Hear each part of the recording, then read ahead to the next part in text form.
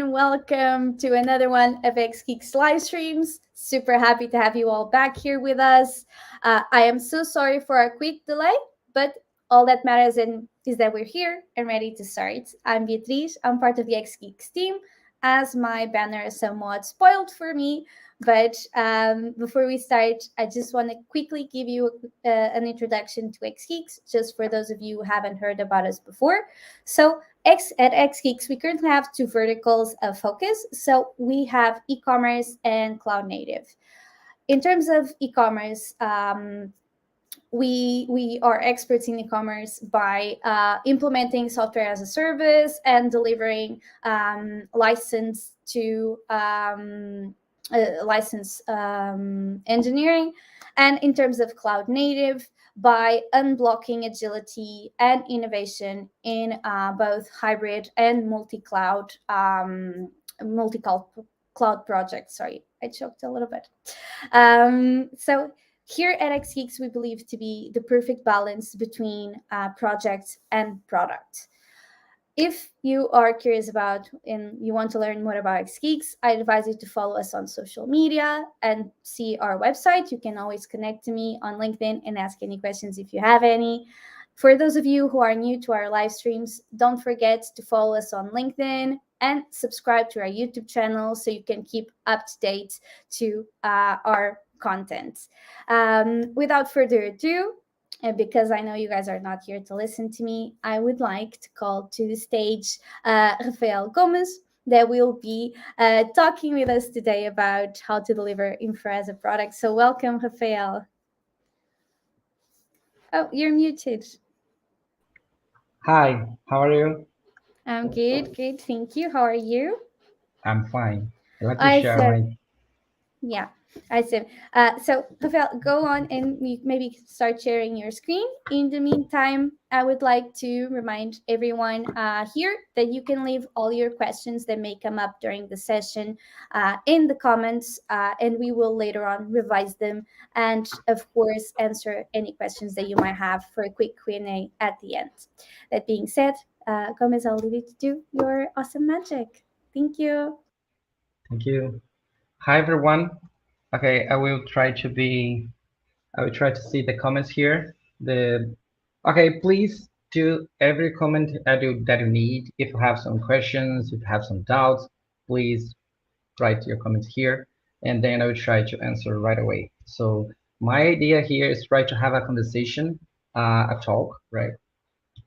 We have a full presentation, but I really want to talk with you, not only to present something. I'll try to talk because I'm not trying to convince you. I just try to establish a communication and try to be more open to discuss about this specific topic, because this is not a new thing, but this is new for most of the people that I know.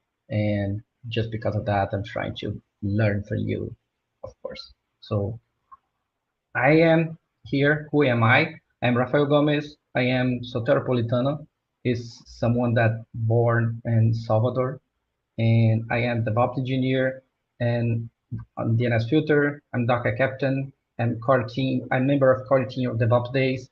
I have 11 years old of experience. In 5 of these years is more specific on infrastructure automation, and I'm father of a boy. I love music, and I am anti-fascist. So I wrote that book called Docker for Developers. In Portuguese is Docker para Desenvolvedores. And that book, we don't need to know Docker to read the book. That's the idea of the book. This book is completely open. This book accepts collaboration. So if you want to collaborate, if you have some new topic, new chapter, or something like that, you can send your PR in my GitHub, and then I can accept. This book was made using this idea. Now this book is maintained by Sumatorio, and this book, in this book, I have 4 chapters wrote by other people. Here's my second book that is building. I'm writing this book right now. Is deploy to production for developers. In Portuguese is deploy em produção para desenvolvedores. It's completely open, same thing. You can download. You don't need to pay if you don't want to. The idea is you can pay how much you can, how much you want. So same idea, accept collaboration, and you can find this thing in this link here.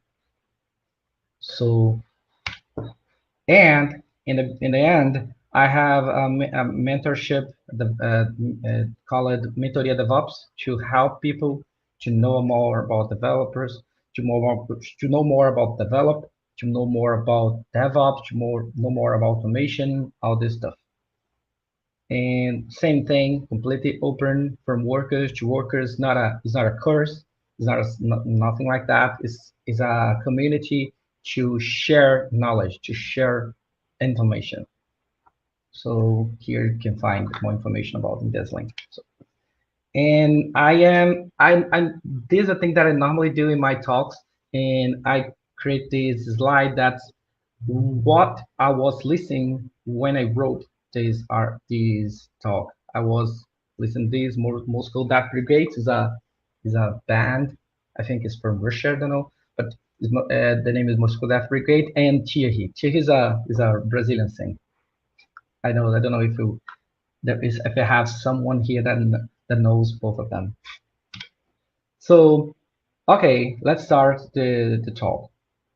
Before to talk about how to deliver infrastructure on the pipeline, we need to understand the problem. The problem, the main problem is the IC, the infrastructure as code needs to go in the pipeline, right?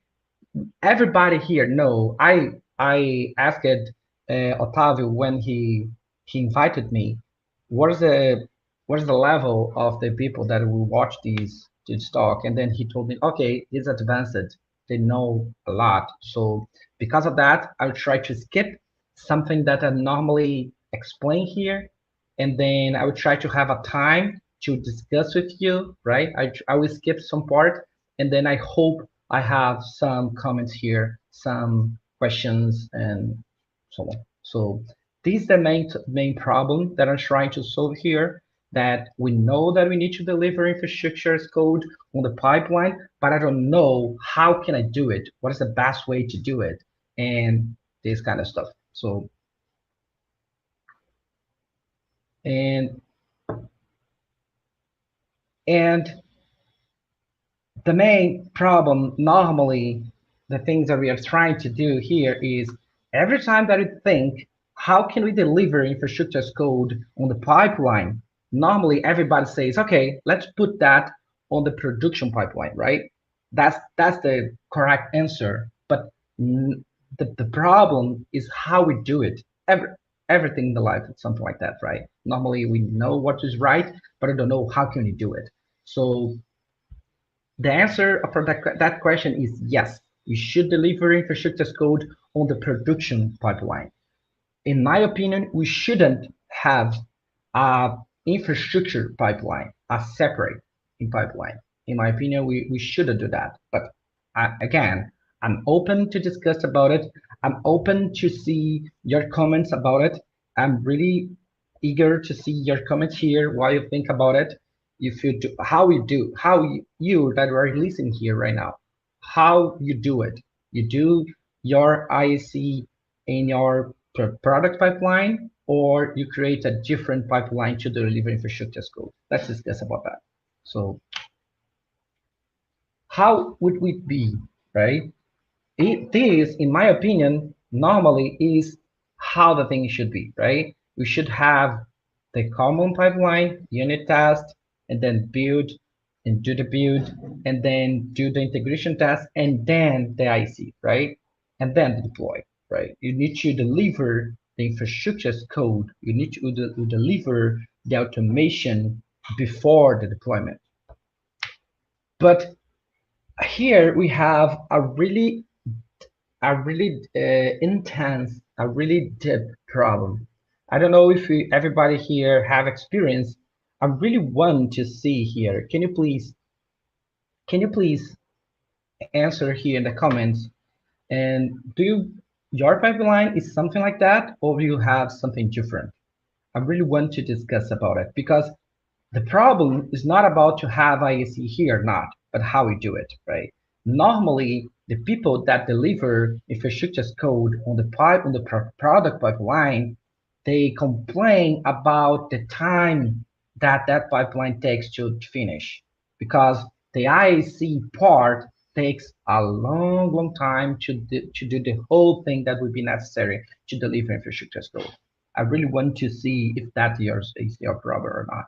So because normally the people that is, when we have a talk with colleagues or workers or friends, we talk about that. They told me they normally talk to me that it takes too many time because the Ansible is not fast because the build Docker build take a long time to run, and then we have the Terraform that takes your time too, and then everything will be a little bit lazy.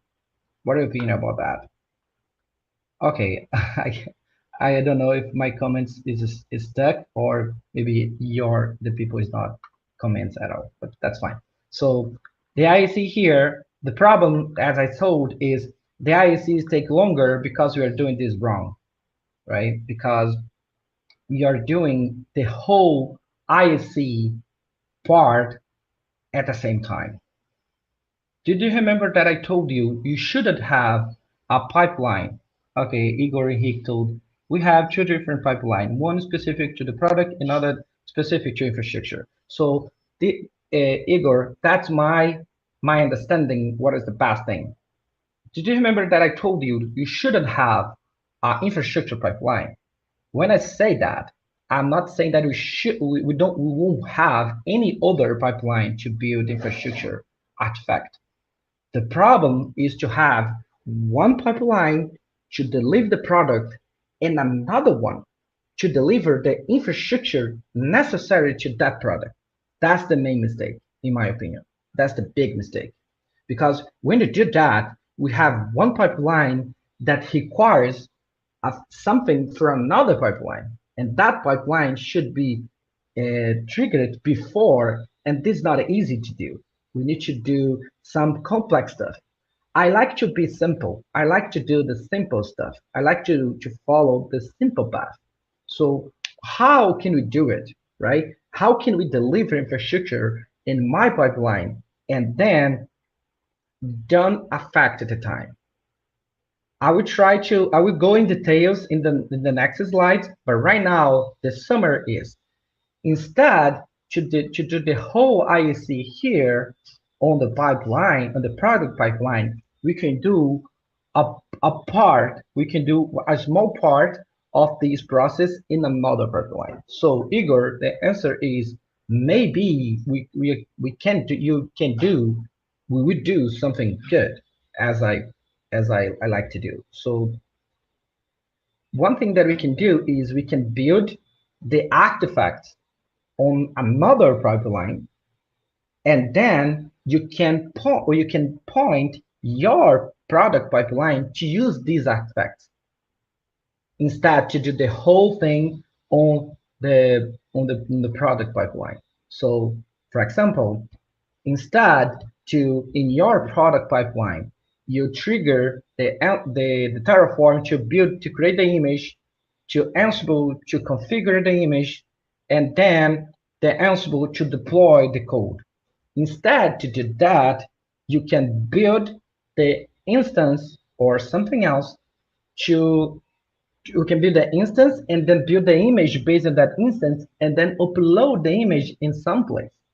And then in your pipeline, in your product pipeline, you can ask your pipeline to download the image and then just do the infrastructure part instead to wait the whole thing. So in that case, we will still have your idea, Igor, to have one infrastructure pipeline, but instead to deploy the pipeline itself, we only upload the artifact and then use that artifact in your product pipeline. So I will tell you how I normally do in my situation in my work. Any questions so far, Igor? Hi, Maximilian Arruda. Thank you for your comments. And yeah, Enrique told that. Igor, Enrique. So, Docker image. Docker image. I will skip that part because I know that most of the people here know how the Docker image works, how this process, how is the process of Docker image, right? Do you have any question about how Docker image works? Because I think this is a basic step, right? I don't know if everybody here knows about how Docker image works. I can. Okay, yeah, that's basic stuff. But if you have some question about Docker image works, how is the process of Docker image, you can comment here, okay? And I think everybody here knows about mutable and mutable infra, right? This is not too basic as Docker image, but I think this is still something that maybe most of the people know here or not. I don't know.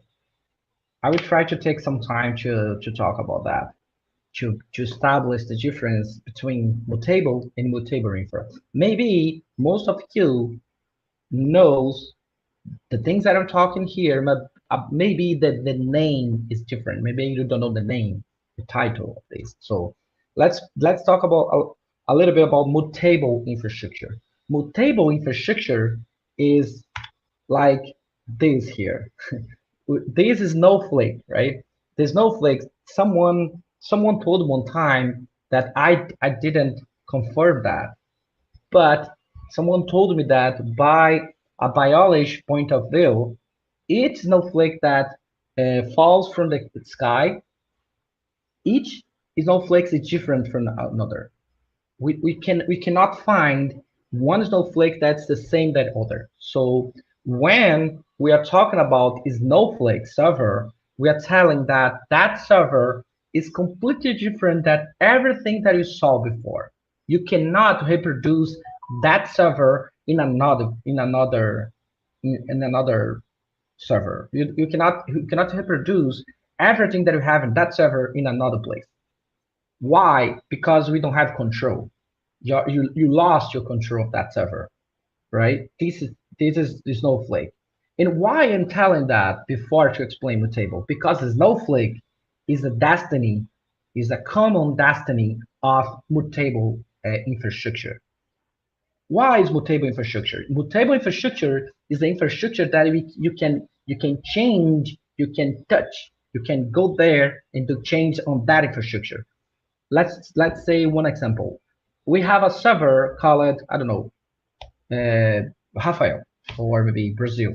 So you have a server called Brazil, and that server you want to create a web server, and then you install Apache, and that server you install that, and then you host a web application, and then at some time you when you go to some conference or talk with friends or something like that, you realize that Apache is not the best option for you. Maybe you want to change to something like nginx. So when you want to normally on the table infrastructure, when you want to change something, what you normally do? Normally, you go there on that server and do the change manually, or even use an Ansible or other automation tool. And then that server, the Brazil server, now don't have Apache anymore, now have Nginx. So we do the change, and then when it why I'm telling is the Snowflake is the common destiny of Mutable server, because no matter if you use Ansible or not, if you're using any automation or not, if you are touching the same server, we have a really uh, uh, we have a really you have a great possibility to become a Snowflake, because we don't have you don't have control of this, because Ansible is not Ansible is something automated based on the code, of course, but Ansible just maintain the state that you really specified on the code. If you remove the code from Ansible, the Ansible won't remove that thing that you added. The Ansible will just stop to control that resource, like Ansible or like Apache, for example. the example that I brought was, okay, now I don't want to have a push anymore. I want to have Nginx. What normally the people do? The people normally go to the code, remove the part of the code that install Ansible, and then add the code to install Nginx, right?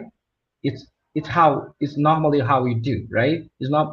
I don't know if you already did it, but if you do that, if you have a possibility to do that, we normally do something like that. So what happened here?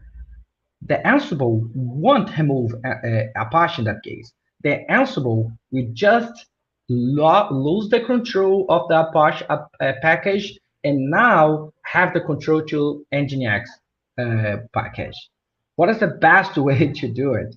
The best way to do it is you need to go there and specify, okay, Ansible, please remove the Apache. So you need to change the state of that resource. Instead to remove the code, you need to specify what we are planning to do. Can you imagine how many code you need to do to maintain the whole resource of your infrastructure? It's a nightmare, right? It's not a thing you should be do in your daily base. So this is why mutable infrastructure is a bad could be a bad thing for not for infrastructure. Okay, so again, I'm open. I'm not. I can be wrong. I could be wrong, and normally I am. So I am really comfortable to discuss about that, to open my mind, and then receive some comments and and opinions. Okay, please, I'm waiting your opinions here. So how you do in your company? You do this thing, you go directly on the server and do the changes and answer directly on the server. That's mutable server. In my opinion, you have a strong possibility to to have a snowflake in your infrastructure in the future. Maybe you already have right now and we don't know. So unfortunately. So another thing is the immutable infra. The immutable infra, normally when this idea started, they call this as a Phoenix server. The Phoenix server explain more than immutable, right? Because immutable uh, they share the idea of that infra won't be changed at all. That's not the idea. How it is This is how immutable's infra or maybe Phoenix server works. So the Phoenix infrastructure, Phoenix server or immutable infrastructure is something like that. Instead, to change the Brazil server, right? Because this now normally we do. Instead to do that, what we should be done, we need to go there and create a new server in parallel and then deploy the whole code using Ansible, Packer, or whatever. And then with that new infrastructure in parallel, you can change the DNS entry to that new infrastructure. And then doing that, you have 100% sure that the server that is running in your infrastructure have the latest code. The code that you have, the infrastructure code that you have in your repository, you know 100% sure that that server is following your instructions. So, right, that's the in my opinion, that's the only way to provide that kind of confidence. So, again, I could be wrong. I'm here open to discuss. This is not writing in stone.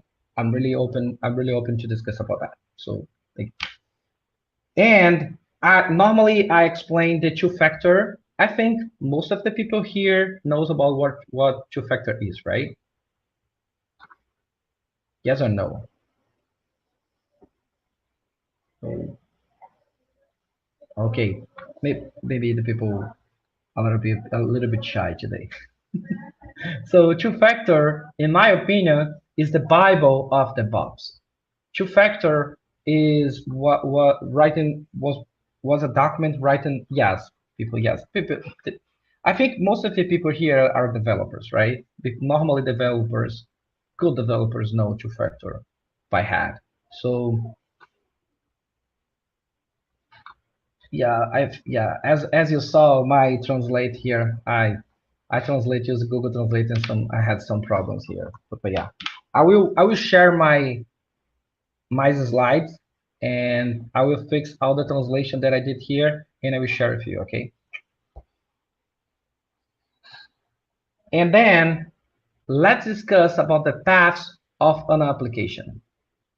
Normally, right now, normally you have two paths of your application.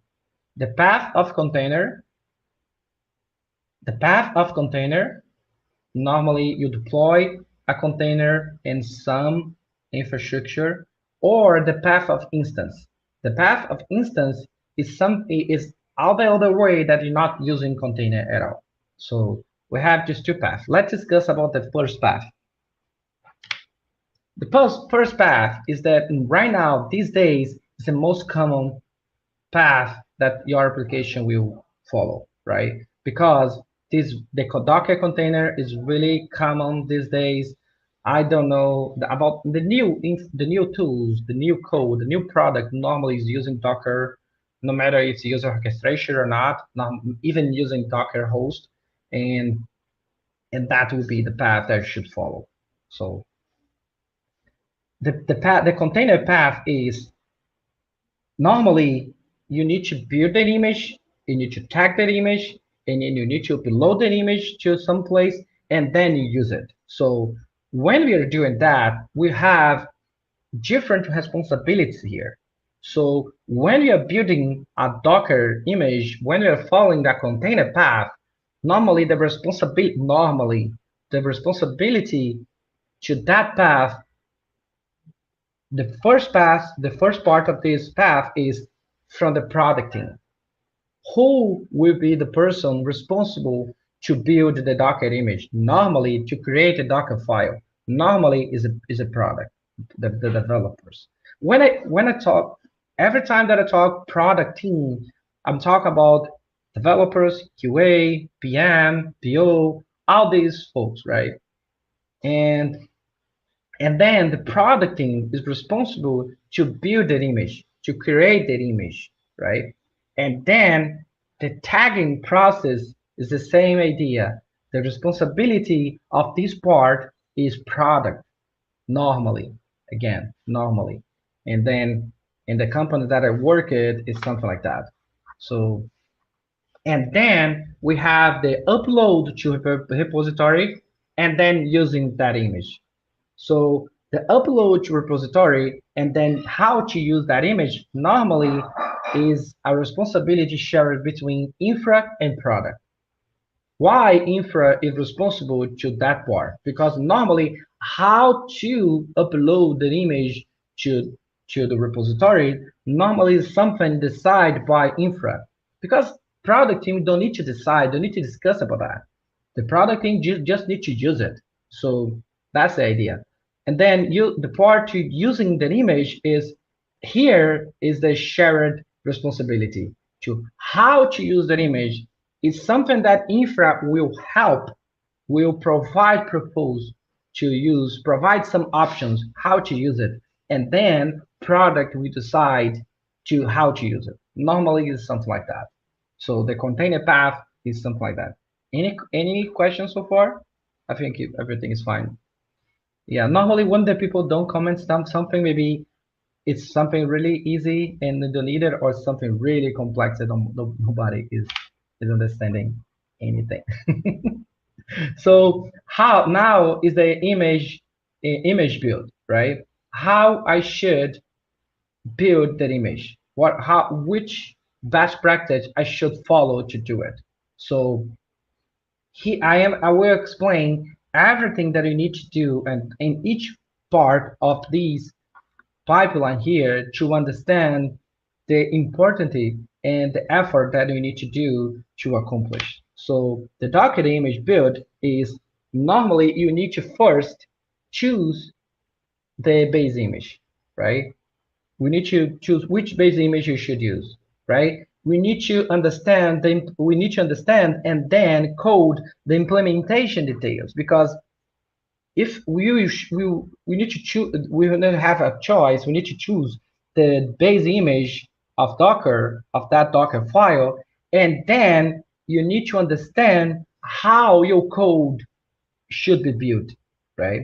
Which requirement your code need to have to work properly, because you from product team should know all the requirements that your code have. Because do you remember the two factor, right? And we have dependence, right? We have one factor called dependence, and that factor is, they tell something about that. That factor tell, okay, your code should be, we should know everything. You should explicit everything that your code need to be run, and then the implementation details is part of that thing. So, and then the best practice is, please pay attention for Docker file order, because one line to one implementation in a wrong line can delay your deployment for, I don't know, 1 hour, 2 hours, some minutes, and then try to pay attention of the order, because if you have a order, a wrong order, uh, you can you can affect the speed of your pipeline. So this is really important thing. Yeah, we have several documents talking about that, and then we can talk this in detail, of course, if you want to, but that's a really important thing. So, and then you need to specify the versions. So this is a really important thing. Every time that you're talking about Docker build, and not only Docker build, in general, when you talk about requirements, when you are talking about deploying stuff, installing stuff on the pipeline, in my opinion, everything should have a specific version, because your pipeline should be predicted. We shouldn't have intermittent situation like right now, the library, some library that we are trying to install is in the version 2.1, and then in the future, that library will be upgraded to version 3. The behavior will be completely could be completely different, and that thing can break your pipeline. And then we waste a lot of your time trying to understand why your code change break that thing. You say normally say, okay, Mike, I did that change and then it's breaking in some different place. Why? Maybe because we didn't specify the version of your libraries, package, and so on. Yeah, unfortunately that thing. And then in the last thing, talking about best practice, you really need to use multi-stage build. That's really important thing. So, and that now about the tagging part. The tagging part is really important because we're talking right here. We are talking about infrastructure plus code is equal to prod, right? When you talk about if when we're talking about Docker, we are talking about the product will be the code plus infra, and then we need to have a continuous delivery process to get the Docker file and then create the Docker image. And then here, the tagging part, normally, and that tagging part, I do the tag based on my own commit. Every commit will build one Docker image, and then we can track what thing changed and how. If some point of the time I want to go back and try to do a task with an old version, I can do that by commit. That's my advice. Do that by commit. And then uploading the Docker image. Upload the Docker image, you need to go there, and then you need the team responsible, in that case is Infra, should be responsible to provide repository security, to secure your repository, right? To scan the image, to do the integration task from infrastructure perspective, and then tag your image, right? And that tag right now, it will be made by the tag, the tag of GitHub, tag of release. In that case, you're using GitHub. If you're using GitHub instead any other Git repository, you can use tag plus release. And then I have these two tag names that I really want to talk about. In my opinion, you shouldn't use these tags here. latest and develop. Why not? Because this is the problem that I mentioned about the specific question. The latest and develop will be the tag will be changed all the time. And if you don't know which commit, which code is there, what is the latest, right? The latest is a brand new one, but you should use that. You can tag that image when at some point of that the time we want to know what the latest, okay, that we can be used. But you should use that in your process, your deployment process, in my opinion, of course. So the same thing of developer, because developer is a dynamic tag, you don't know which code is there. The same idea. And then using that image, as you can see here, have some mix of Portuguese and English because I was translating the slides, and then I didn't realize that the time of this presentation will be on the Portugal time. The time zone issue, but that's fine. I will explain you in English, and then when I share the slides here, all the slides will be in English and proper translated. Okay, please ignore some mistakes here. So, and then using that image is, okay, when you're trying to talk about using Docker image, we need to pay attention for some topics, right? The first one is which orchestration we should use. This is why I'm telling the infrastructure will be the team responsible to decide that, because the production don't need to discuss about that, right? Maybe provide some inputs, but in the end, the infrastructure team will be responsible to maintain that infrastructure, right? And normally they decide which orchestration should use. We have Kubernetes, Nomad, Swarm. People that start to use Swarm, they're not used anymore, right? They are moving to Nomad or Kubernetes. So that's the first question. So the second question is how to deploy. If you're using Kubernetes or Nomad, normally you need to decide if you're using pure IML or Helm, right? Not Helm is not used to Kubernetes. I don't know if Helm is supported by Nomad, maybe not. So, and then we have another topic to discuss. This application use service mesh or not, right? This application we have a dynamic monitor or not, right? The storage for, and then we need to provide storage for stateful servers, right? The stateful service. And then we have a lot of things to discuss when we are using that image, right? But if you see, the most important part is covered by orchestrator, right? We don't need to care much about that. We just need to build an image and then upload in the orchestration and then done, right? And then the instance path. Here is everything that I talked so far. Everything that I talked so far was instance path or container path. Now I will talk about the other path. You'll see that will be a little bit different and, in my opinion, more complicated. We have more things to worry about it. So here is the infra part.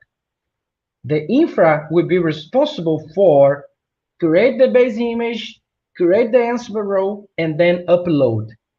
In the end, the product will be the team responsible to decide which base image will be used and then use the Terraform to deploy the server with that specific image. Like, everybody here, I think everybody here had some experience using AWS, right? When we are using the EC2, we need to decide which image we use to create that instance, right? So this is how it works. And what we are doing here is building another image, a specific image for your company, instead to spin up a brand new Ubuntu without anything and then deploy Ansible code to configure directly the instance. We should build your base image in another pipeline.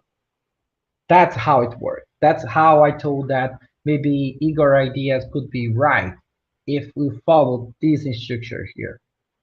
These will be the infra will be applied in infrastructure pipeline, and then on the product pipeline, you use the image that you provided. That's how you have two different pipelines working together. And then we still have infrastructure as code on your product pipeline. That's the idea. Any questions so far? Did you like it? Do you agree? Doesn't agree? I really want to know your comments about that because this is something this is something that normally people have some comments about it. So building the base image. Look how many things you need to think, you need to provide, you need to specify, you need to discuss, and you need to decide. When we are talking about base image, you need to decide which distro, Linux distro you are using.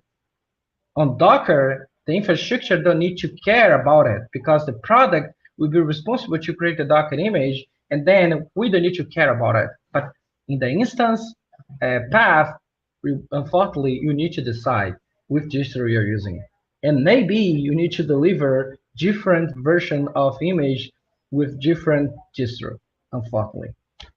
So, and then talking about distro, you need to understand how does security upgrade work, how often we will upgrade an image, how often we upgrade the package installed, right? And this this distro has LTS, long-term server. This because normally most of the distro that we have, they have an upgrade cycle really tight, and we may and sometimes we need to have a long time to upgrade their stuff, right? That's the that's the thing. So the third thing is distro best practice, right? You need to follow the best practice of that specific distro. Each distro has your own best practice, and then you need to follow that. You need to read everything from that distro best practice and so on, right? And then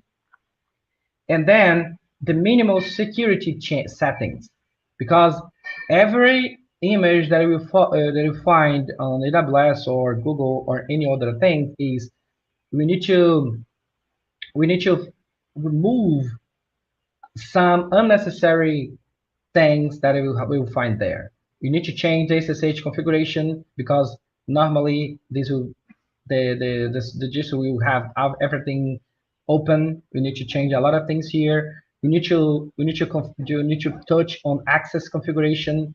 The example is sudo. We need to do the hardening in general. We need to do the whole hardening of that server, and then maybe we should have a lot of things to do. And if you have different distro, this effort would be duplicated, right? Because the hardening on Red Hat is different than hardening normally on Ubuntu, unfortunately. So which tools we should use? My favorite tools is that one, is this one. Packer to build that image, and then Ansible, right? And then this is how it works, right? And then on the Ansible part, right? And then you decide about this decide about base image and so on, and then you have the Ansible row part.